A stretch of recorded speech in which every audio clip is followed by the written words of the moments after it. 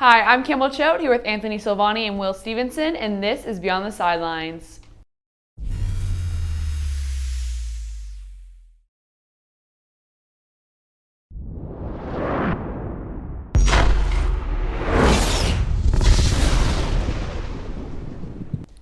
The Lions trade Matt Stafford to Rams for 2 future first-round picks and Jared Goff. Guys, what do you think? I think it's a good trade for the Lions. They get a third, 2 firsts, and Jared Goff for the low price of Matt Stafford. Matt Stafford's been good in Detroit. He's a top 7 quarterback in the league, but he's made the playoffs one time. He could beat all the time. He's had weapons throughout his career. Let's not act like he hasn't. He's had Calvin Johnson, arguably the best go up and get it receiver ever. And then over the last couple of years, he's had Marvin Jones and Kenny Golladay, and he just hasn't been able to put anything together. So I think that the Rams lost this trade, and they won't have a first-round pick for 7 consecutive years. Well, I mean, going back to the Matt Stafford not making the playoffs, that's just Detroit being a bad organization. But I think it's a good trade for both teams. I think the Lions got rid of a quarterback that didn't want to be there, and the Rams got rid of a quarterback that they didn't want there. So I think it's a good trade for both. The Rams the last first-round pick was Jared Goff, and they're still making the playoffs. So they just kind of don't think the first-round picks are that huge. They find the studs in the second and third. And that's kind of what they build off. They have a great defense, top 5 in my opinion. Now they get Matt Stafford to get, along with Cooper Kupp and Robert Woods. I think they're going to be good next year. I think that they're going to be 3rd or 4th place in that division. I think that the Cardinals are going to win their division. I think the Seahawks or 49ers are coming in 2nd, and that the Rams are coming in 3rd. I think that the Rams, it's a very good team, don't get me wrong. I honestly could see every single team from the NFC West making the playoffs. With the 3 wild card spots that we have, 2 of them could be all 3 of them could be in the NFC West. That's just how good the division is. But I think that the Rams I think that Matthew Stafford is going to disappoint. I mean, he's probably going to do pretty well. He's probably going to make the playoffs, maybe win a playoff game. I just think that now the Rams are Super Bowl contenders is a little bit too much. Well, I don't think that they're true contenders. I think they're maybe a year or 2 away. They kind of need to upgrade the offensive line that's getting a bit older in age. But other than that, I think they're a team ready to compete, and they thought that Jared Goff wasn't the quarterback to lead them to the Super Bowl, and I think Matt Stafford can kind of definitely help them get closer. He can get them closer, but he's not going to get them there. And their starting left tackle is almost 40 years old. Yeah. So age is definitely a big problem here. That team needs to win now, and Matt Stafford isn't going to win now. But they still have a great young head coach with a great defense, which could help him. Yeah. Deshaun Watson officially requests trade from the Houston Texans. What are your guys' opinions? We all knew it was going to happen eventually, and I think the reports recently are saying that if he doesn't get traded, he's going to sit out the season. But going back to the Matt Stafford trade, that kind of ups his market value because the Rams gave up 2 firsts for that. What are the other teams interested in Deshaun Watson going to have to give up for him now? It'll be around 4 firsts and a young defensive player. So I think the market is now wide open for him, and the Texans should probably look into that. Yeah, I think that he requested the trade out, but from what I've read, the Houston Texans don't intend to trade him, which I think is bad for them. Right now, he's an amazing player, and even if just him being there ups people's work ethic, right? But if he's not there and he's getting paid, his contract starts this year, I believe, and I think that just him getting paid, he got a 4-year, $160 million extension last year, and now he's saying that he doesn't want to play for the organization just because they didn't treat him right. I mean, they said, sure, you can be involved in the hiring of the GM process, wasn't involved, and then said no matter what head coach you choose, I'm not going to stay. And then they hired the worst head coaching hire I've seen in a long, long time. Man was the wide receiver coach of the 2014 Kansas City Chiefs, whose wide receivers had 0 touchdowns in the entire season. And now he's a head coach. And the Ravens were last in receiving last year, and he was the wide receivers coach for them. Yeah, so I think that Deshaun Watson, I understand why he wants out. I think he's probably going to either go to the Jets or the Washington football team.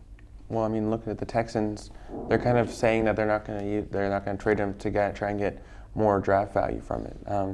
Teams like the Jets, I think, have a lot of first-round picks. The Dolphins have a lot of first-round picks.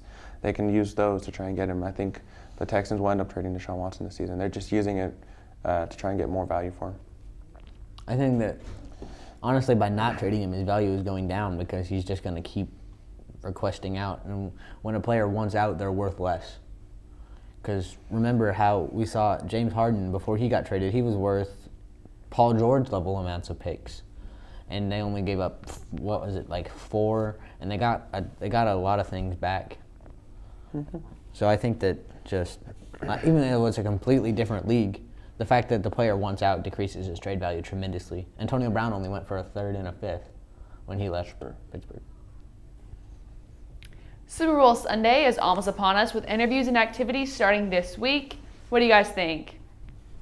I wish that I hate Corona more than ever right now. Because Super Bowl Media Week every year, especially when the Patriots were there, I hated everything about it except Rob Gronkowski. He is the most entertaining dude ever. He's big, he's joyous, and he just brings an energy to everywhere he is. And Super Bowl Media Week is hilarious. Guillermo goes in there, asks a bunch of questions. Just a bunch of people go ask them the weirdest questions ever. It's so much fun, but Corona took that away from us. So. Yeah, the activities and the interviews are always fun to listen to. I think the funniest we've heard is Gronk saying that he ran the different routes, I think, in one day, just changed shirts and then sent them to the Bucs. It just shows you the kind of fun the guys have leading up to the Super Bowl before they get all serious and ready for play. Yeah, I think that the first 3 days of Super Bowl week is, oh my God, I'm in the Super Bowl. And then the rest of it is just like, oh my God, I have to do everything in my power to be the best I can.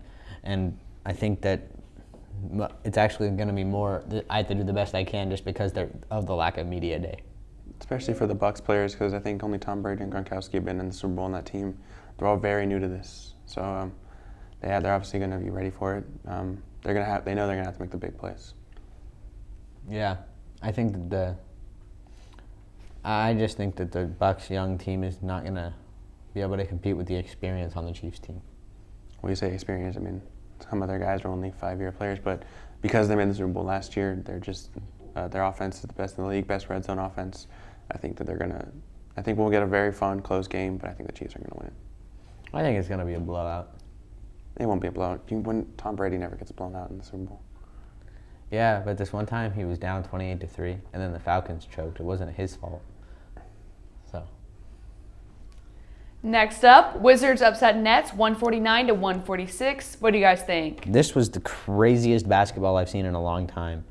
Ball's inbounded to Bradley Beal, pulls it from the logo, swish. Nets pass it back in, trying to get it to Durant. Stolen by Westbrook. Westbrook out for 3, drained it. They were down by 5 before that, and then they just went on a 8-0 run and won. And it's just crazy to me how how crazy basketball can get. Because they were down, everyone expected them to lose. The Nets are in the gigantic big 3. They're going to win the East. And then they just keep getting upset by these teams. Yeah, and I mean, when I looked it up, I was very shocked to see that. And then I looked, I was like, oh, maybe Bradley Beal scored 57 points. Russell Westbrook finally got in on the action, scored 41. They're finally getting Bradley Beal some help. So I don't think that the Wizards can contend this year, maybe next. But it was just a very shocking upset. I did not expect the Washington Wizards to put up nearly 150 on the Nets. I think that you underrate Russell Westbrook. I think he's an amazing basketball player, and I think him and Bradley Beal could be an amazing duo if Russell Westbrook is the primary ball handler on the team. Bradley Beal is an amazing scorer, but if Russell Westbrook's the primary ball handler on the team, he'll get rebounds, he'll get assists, and with Bradley Beal's shooting ability, he'll be able to drive into the paint, and if he doesn't see it open, he'll just pass it right out to Bradley Beal for 3. And if the roles are reversed, Russell Westbrook can't make a 3 consistently. He shoots like 30-some% from the 3-point line. So I think that this Wizards team could do something if they win in the next couple of years.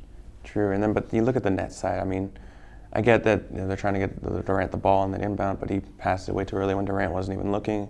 Went right to the Wizards player. I think that's just a lapse in concentration where he got the panic in his head and he just threw it away, and it led to the game winner from Russ. I think the Nets have to figure out what's going on with them recently. I know they won, I think, their last game, but they have to try and figure out what's going on. They just need to get a better big. I think that if you sign, even if they need to get depth at the big man position. DeAndre Jordan is overrated. He used to be good. He used to be amazing, actually, but he's old, and I think that if you move him, even though the Nets probably aren't going to because Kyrie and Kevin Durant love DeAndre Jordan. But if you move him and Nicholas Claxton to maybe the Cavs for an Andre Drummond and or a JaVale McGee, I think that would add a whole new dimension to this team. Yeah, probably. I think, yeah, like you said, they need a new big. I don't think DeAndre Jordan is that good. I never really did. You always did. Yeah, he was good when he was with the Clippers and the part of the Lob City Clippers, and then after that he just fell right off. Well, maybe it's the thought of his head now. I have to be the other guy outside the big three to help him, and it's just got in his head. So. Yeah. All right, time for some arguments. First up, who won the Matt Stafford trade? Anthony, what do you think?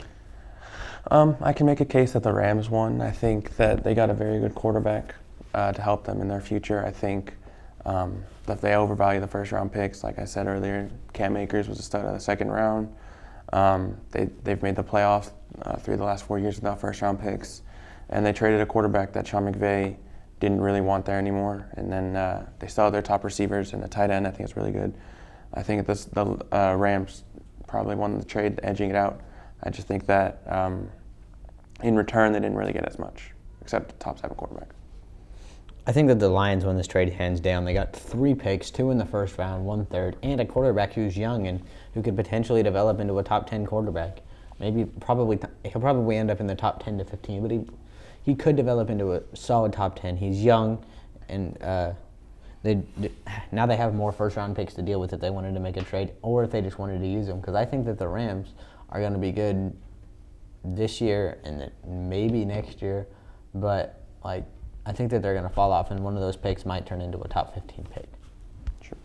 I wasn't expecting, the Rams of all the teams that were interested to be the ones trading for him. But then I was looking at it again and realized what this meant for Cooper Kupp and Robert Woods, who I think are solid receivers. And looking at Jared Goff, Kenny Golladay, and Marvin Jones are about to hit free agency. They might tag Kenny Golladay, but other than that, what other help does he have? This guy, he's kind of a big deal. His name's TJ Hawkinson. I don't know if you've heard of him. And DeAndre Swift.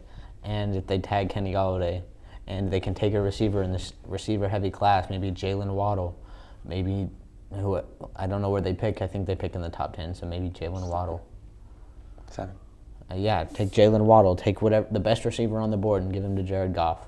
I think that is the best case scenario here, and I think that the Lions definitely won this trade just because they got a younger quarterback with major upside, and they have a pretty young, good core around it. Plus, the hiring of their new head coach, who doesn't look like he's going to take any BS from a Cali boy and Jared Goff.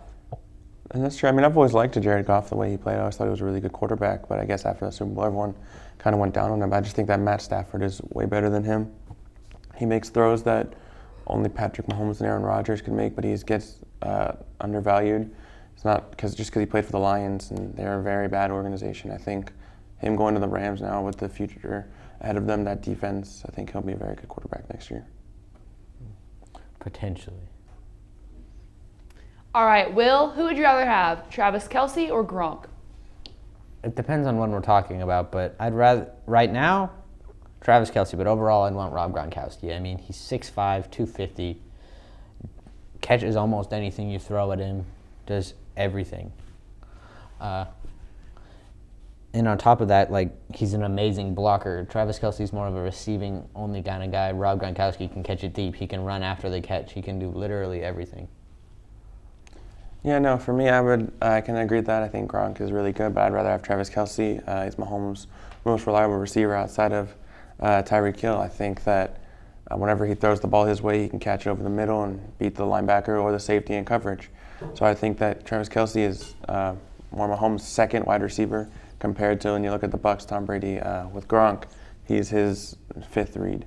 So I think, and I get it that Gronk's really good, but I'd just rather have Travis Kelce who just catches everything his way. I'd rather have Gronk. He catches everything his way. He's won 3 Super Bowls with Tom Brady. The connection there is insane, along with the fact that he's the best tight end of all time. Well, yeah, I can see that. But Travis Kelce's definitely getting up there. And by the end of his career, I think he could be the greatest tight end of all time. By the end of his career, Rob Gronkowski did it, and Travis Kelce and Rob Gronkowski are the same age. And Rob Gronkowski is already considered the greatest tight end in my mind. Travis Kelce's maybe top 5.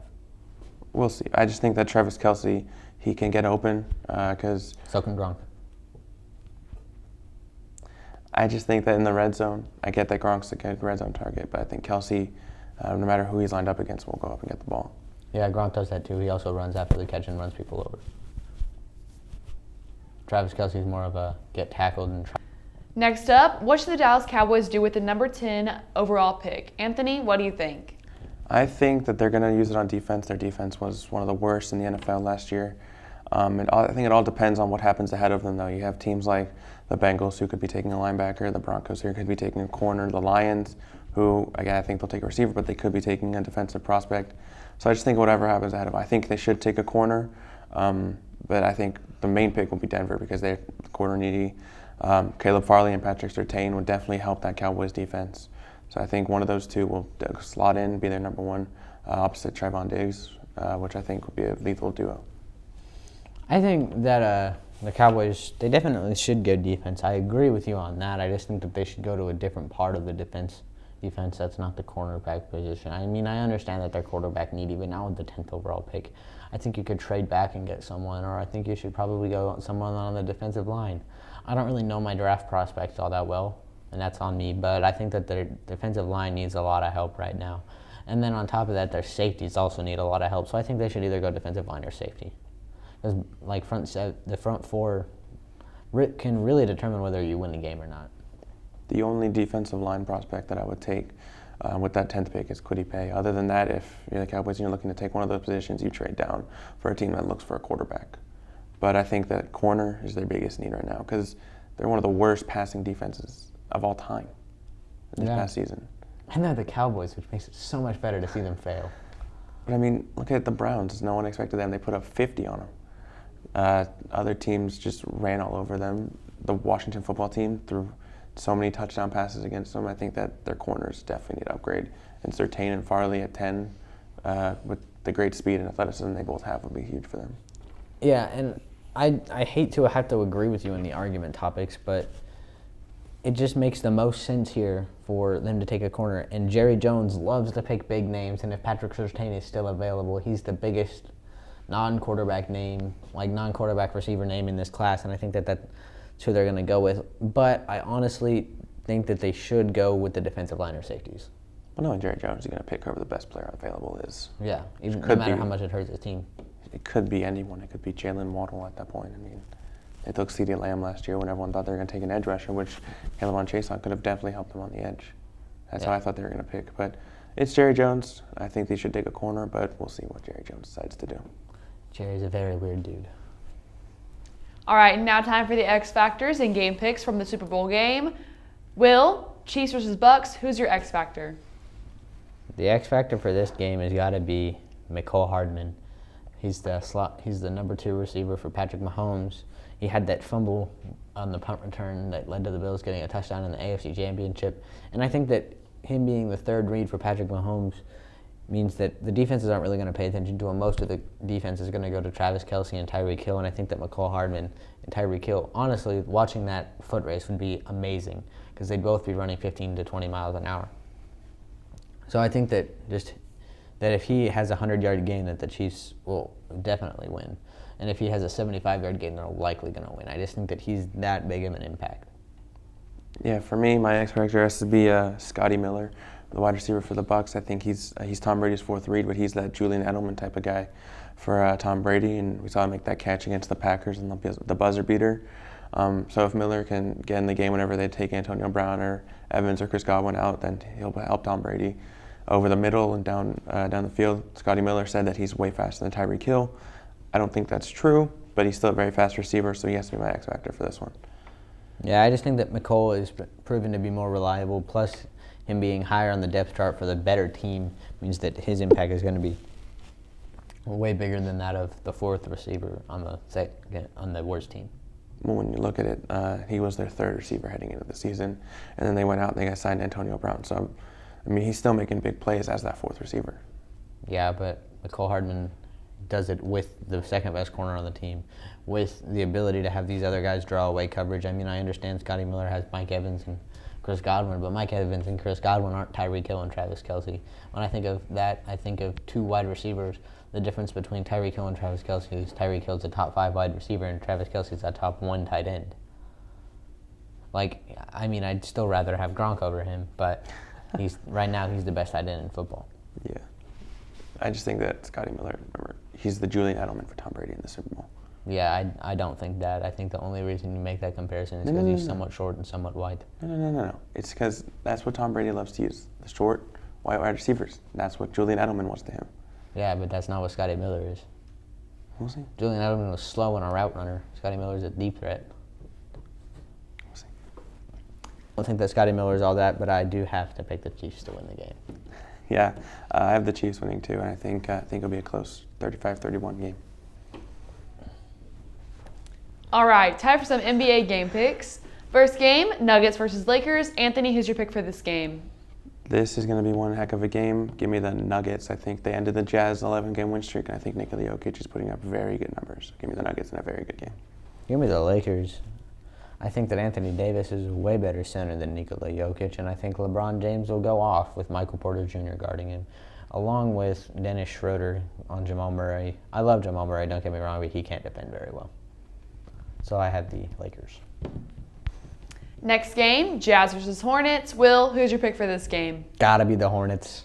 They've beaten 3 top 5 East teams in a row. LaMelo Ball has been playing out of his mind, and that entire team has really been playing out of their minds, even with a bad head coach, who only reason LaMelo got his start is because somebody on the starting point guard, who I believe is Devontae Graham, was out for that game with an injury. So I think that it's got to be the Hornets, barring any bad head coaching decisions by James Borrego. I think it has to be the Jazz. Utah, they were on an 11-game win streak. They're sitting second, third in the West. They're bouncing back. I think they're one of the best teams in the NBA. So give me the Jazz I think it'll be a very good game, but I just think that the Jazz overall is better. I mean, overall, they're maybe on paper they're better, but the difference is that the Jazz just had their 11-game win streak ended while the Hornets are just now starting their win streak against really, really, really good teams. The Jazz played some pretty bad teams during that win streak. We'll see. Next game, Celtics versus Clippers. Will, who's your pick for this game? I'm going to have to go with the Celtics. I think Jason Tatum, Jaylen Brown, and mostly just them. I think Kemba Walker's really, really, really overrated.